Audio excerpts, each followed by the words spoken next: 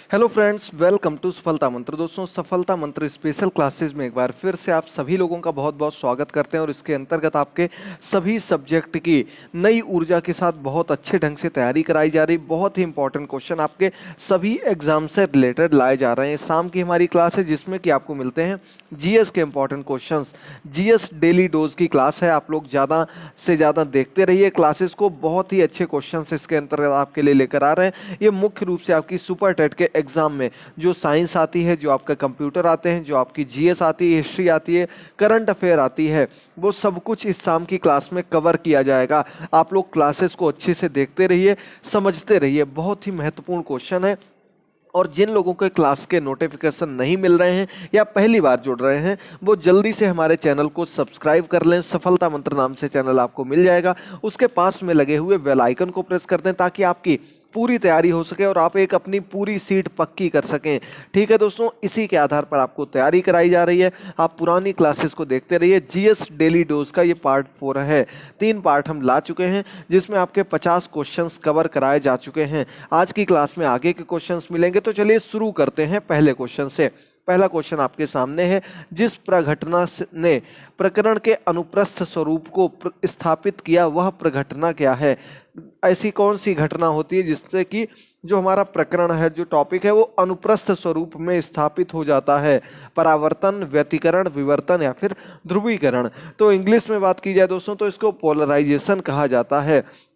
और ये अनुप्रस्थ तरंगों का एक गुण होता है जो कि उनके दोलनों की दिशा से संबंधित होता है। इसे ध्रुवीकरण कहा जाता है, पोलराइजेशन कहा जाता है। ए नंबर ऑप्शन सही हो जाएगा। साइंस का क्वेश्चन है। पिछली बार जिन्होंने 69,000 भर्ती का पेपर दिया होगा उनको पता होगी साइंस किस प्रकार की आई थी। बहुत ही हाई लेवल की साइंस थी और जो तैयारी की गई थी वो एकदम सामान्य लेवल की गई थी। तो इस बार तैयारी आपकी हाई लेवल के आधार पर कराई जाएगी। क्वेश्चन नंबर सेकेंड, गतिभेद को समायोजित करने के लिए प्रयुक्त मेमोरी बफर को क्या कहते हैं? गतिभेद को समायोजित करने के लिए कैच, स्टैक पॉइंटर, एक्यूमुलेटर या फिर डिस्क। तो सेकंड नंबर क्वेश्चन है। तो दोस्तों, गतिभेद यानी कि जब आपका कोई भी चीज कार्य करना धीमे कर दे, स्लो काम करने लगे, तो उस मेमोरी बफर को क्या कहा जाता है? उसे कैच कहते हैं, कैशे मेमोरी भी कहा जाता है। इस प्रकार से आपने लिखा हुआ देखा होगा।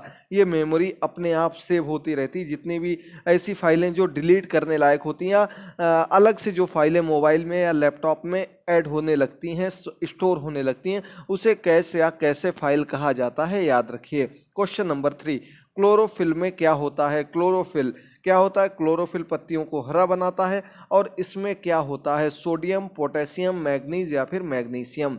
तो दोस्तों, क्लोरोफिल में मुख्य रूप से जो पाया जाता है उसके केंद्र में मैग्नीशियम पाया जाता है। और क्लोरोफिल का काम होता है कि ये हरे रंग का वर्णक होता है जो कि प्रकाश संश्लेषण की क्रिया के लिए महत्वपूर्ण होता है। इसकी उपस्थिति में ही पौधे अपने भोजन का निर्माण करते हैं, सूर्य के प्रकाश और क्लोरोफिल की सहायता से।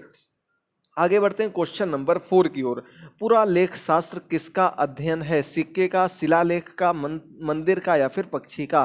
पुरालेख शास्त्र क्वेश्चन नंबर 4 और इसका आपका सही आंसर हो जाएगा बी नंबर ऑप्शन। शिलालेख का अध्ययन है पुरालेख शास्त्र। याद रखिएगा, शिलालेख से संबंधित है, जो प्राचीन काल में लिखने का एक जरिया होता था, जो अपने विचारों को व्यक्त करने के लिए एक पीढ़ी से दूसरी पीढ़ी तक पहुंचाने के लिए जिस लेख का प्रयोग किया जाता था वो इसके अंतर्गत आता है। क्वेश्चन नंबर 5, निम्नलिखित में से किसे मार्स गैस के रूप में जाना जाता है? मार्स गैस जरूर याद होगा आपको, मीथेन, एथेन, प्रोपेन या फिर ब्यूटेन। तो 5 नंबर क्वेश्चन का आपका ए ऑप्शन बिल्कुल सही हो जाएगा। बहुत खराब गंध वाली गैस कहा जाता है, मार्स गैस कहा जाता है। मरे हुए लोगों को जहां पर एक जगह सड़ने के लिए छोड़ दिया जाता है, वहां जैसी गंध आती है, उसे मार्स गैस के रूप में कहा जाता है। याद रखिएगा, बहुत ही इंपॉर्टेंट क्वेश्चन है। इसे मीथेन के नाम से जाना जाता है। अगला क्वेश्चन, बीसी रॉय पुरस्कार किस क्षेत्र से संबंधित है? संगीत, पत्रकारिता, चिकित्सा या फिर पर्यावरण?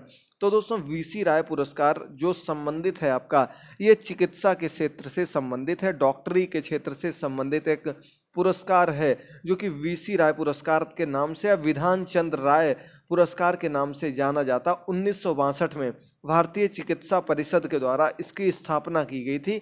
याद रखिएगा, इसका आपका सही आंसर हो जाएगा सी नंबर ऑप्शन। आगे बढ़ते हैं क्वेश्चन नंबर 7 पर। दामोदर वैली कॉरपोरेशन क्या है? सांविधिक निकाय, दामोदर घाटी की देखभाल करने वाले नगर निगम, बिहार में स्थित निजी उद्यम या फिर गैर सरकारी संगठन।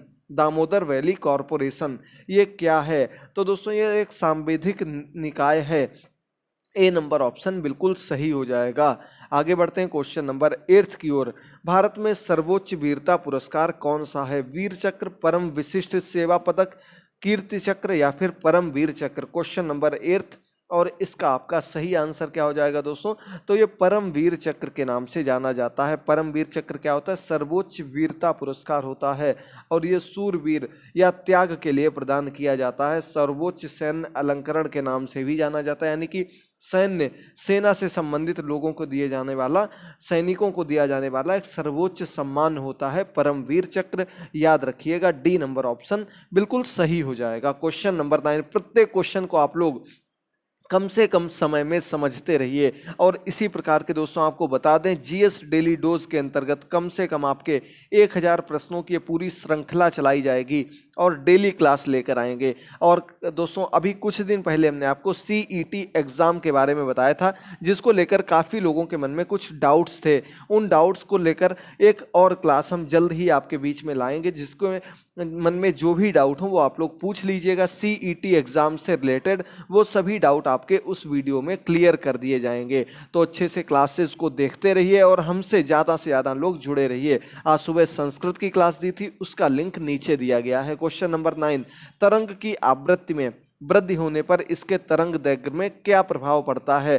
तरंग की आवृत्ति अगर बढ़ा देंगे तो तरंग दैर्घ्य पर क्या प्रभाव पड़ेगा? वृद्धि हो जाती है, कमी हो जाती है, स्थिर रहती है या फिर अनिश्चितता बनी रहती है? तो क्वेश्चन नंबर 9 का आपका बी नंबर ऑप्शन सही हो जाएगा। जब भी हम किसी तरंग की आवृत्ति बढ़ा देंगे, दैर्घ्यता बढ़ा देंगे, आवृत्ति बढ़ा देंगे तो उसकी दैर्घ्यता पर क्या प्रभाव पड़ता है? तो वो कम हो जाती है, यानी कि यदि एक बढ़ेगी तो दूसरी घट जाएगी। ये एक दूसरे के व्युत्क्रमानुपाती होते हैं, यानी कि आपकी एक भी चीज अगर तरंग दैर्घ्य बढ़ेगी तो आवृत्ति कम हो जाएगी, आवृत्ति बढ़ेगी तो तरंग दैर्घ्य कम हो जाती है। ये आप लोगों को याद रखना है। चलिए आगे बढ़ते हैं क्वेश्चन नंबर 10 की ओर। पुलित्जर पुरस्कार किस क्षेत्र में असाधारण कार्य के लिए दिया जाता है? पर्यावरण अध्ययन, विज्ञान व प्रौद्योगिकी, साहित्य व पत्रकारिता या डी नंबर ऑप्शन है हमारा अंतर्राष्ट्रीय समझ। तो दोस्तों पुलित्जर पुरस्कार बहुत ही प्रसिद्ध पुरस्कार है, जरूर आप लोगों ने सुना होगा। तो पुलित्जर पुरस्कार मुख्य रूप से पत्रकारिता के क्षेत्र में दिया जाता है, साहित्य के क्षेत्र में दिया जाता है। पत्रकारिता के क्षेत्र का बहुत ही प्रमुख पुरस्कारों में से एक माना जाता है पुलित्जर पुरस्कार। और ये पुरस्कार आपका यूएसए के द्वारा दिया जाता है। अभी आपने पिछले वर्ष ही या इसी वर्ष जनवरी फरवरी में सुना होगा कि जम्मू कश्मीर के 2 पत्रकार, जिन्होंने जम्मू कश्मीर के लिए अद्वितीय फोटोग्राफी की थी, जब वहाँ पर धारा 370 खत्म की गई थी, तो उस फोटोग्राफी के लिए उन लोगों को पुलित्जर पुरस्कार से सम्मानित किया गया था। 2 या 3 लोग थे शायद, उन लोगों को उसके लिए सम्मानित किया गया था, इस पुरस्कार से सम्मानित किया गया था। आप लोगों को इसके बारे में जरूर पता होगा, ये हमने आपको अपनी करंट अफेयर की क्लास में भी बताया था। Question number 11। कार्बन मोनोडाइऑक्साइड प्रदूषक क्यों है? कार्बन मोनोऑक्साइड सीओ के नाम से जाना जाता है, ये एक प्रदूषक के रूप में क्यों है? यह हीमोग्लोबिन के साथ अभिक्रिया करती है, यह तंत्रिका तंत्र को निष्क्रिय बना देती है, यह ऑक्सीजन के साथ अभिक्रिया करती है या फिर यह ग्लाइकोसिस को रोकती है? तो क्वेश्चन नंबर 11। और आपको पता होगा दोस्तों, सीओ गैस जो होती है ये किससे निकलती है? अंगीठी से निकलती है और बंद कमरे में अंगीठी रखने पर यही गैस निकलती है। इसीलिए बंद कमरे में अंगीठी को नहीं रखना चाहिए, क्योंकि ये शरीर में पहुंचने पर हीमोग्लोबिन से क्रिया करने लगती है और हीमोग्लोबिन से क्रिया करके ये एक दम घोटू गैस बन जाती है, जिससे कि मानव को सांस लेने में तकलीफ होने लगती है और उसकी मृत्यु हो जाती है। इस वजह से इसे प्रदूषक के रूप में माना जाता है। ए नंबर ऑप्शन बिल्कुल सही हो जाएगा। अगला क्वेश्चन है 12 नंबर क्वेश्चन।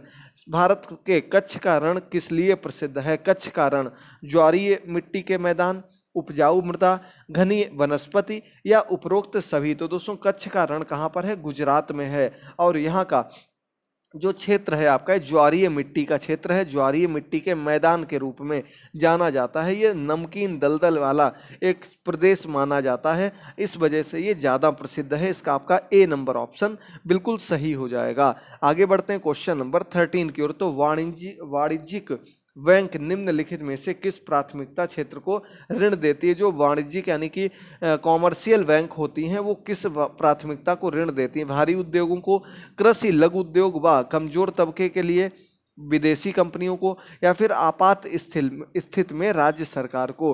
तो क्वेश्चन नंबर 13 इसका आपका सही आंसर हो जाएगा दोस्तों बी नंबर ऑप्शन, कृषि, लघु उद्योग और कमजोर तबके के लिए ये ऋण देती हैं। यानी कि किसी भी क्षेत्र से कमजोर व्यक्ति अगर है, यदि उद्योग के क्षेत्र से है, तो वो उनको ऋण देती हैं वाणिज्यिक बैंक, याद रखिएगा। क्वेश्चन नंबर 14 क्या दिया गया है? भारतीय रिजर्व बैंक का लेखा वर्ष क्या है? लेखा वर्ष क्या होता है? तो लेखा वर्ष ये होता है जो पूरा एक वर्ष होता है, कार्य करने की प्रक्रिया होती है कि एक वर्ष का कार्यकाल कहाँ कंप्लीट कर दिया जाएगा, उसे हम लेखा वर्ष कहते हैं। तो ये लेखा वर्ष दोस्तों आपका रिजर्व बैंक का लेखा वर्ष 1 जुलाई से 30 जून तक माना जाता है। बी नंबर ऑप्शन बिल्कुल सही हो जाएगा। ये क्वेश्चन इसीलिए ज़्यादा इंपॉर्टेंट बन जाता है क्योंकि बाकी भारत का जो वित्त वर्ष होता है वो आपका 1 अप्रैल से प्रारंभ हो जाता है और 30 मार्च तक चलता है। लेकिन जब हम बात करते हैं रिजर्व बैंक की, तो रिजर्व बैंक इससे ठीक उलट अपना लेखा वर्ष जो मानती है वो 1 जुलाई से 30 जून तक मानती है। इसीलिए ये क्वेश्चन थोड़ा ज़्यादा इंपॉर्टेंट बन जाता है। और अच्छे से इस क्वेश्चन को समझिएगा क्योंकि सुपर टेट का पेपर हो या आपका कोई अन्य एग्जाम हो, उसमें ये सभी टॉपिक जरूर पूछे जाते हैं। अगला क्वेश्चन 15 नंबर क्वेश्चन क्या है, देखिए जल्दी से। पृथ्वी जिस समय सूर्य से सबसे अधिक दूरी पर होती है उस समय उसकी स्थिति क्या होती है? एफेलियन, एंटीपोड, पेरेहेलियन या फिर एल्डीएट?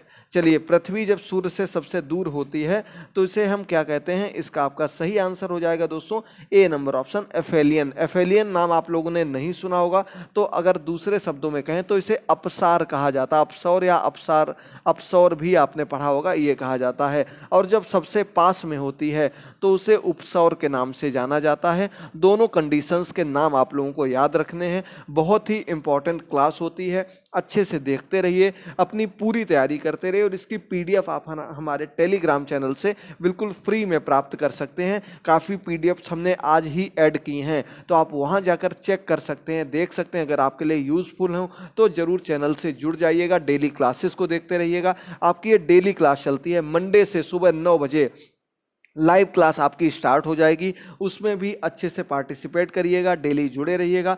चैनल को सब्सक्राइब करना मत भूलिए, सब्सक्राइब के बाद बेल आइकन को प्रेस कर दीजिएगा। मिलते हैं हम लोग अगली क्लास में। कल सुबह की क्लास होगी जिसमें आपको चाइल्ड डेवलपमेंट के क्वेश्चंस मिलेंगे।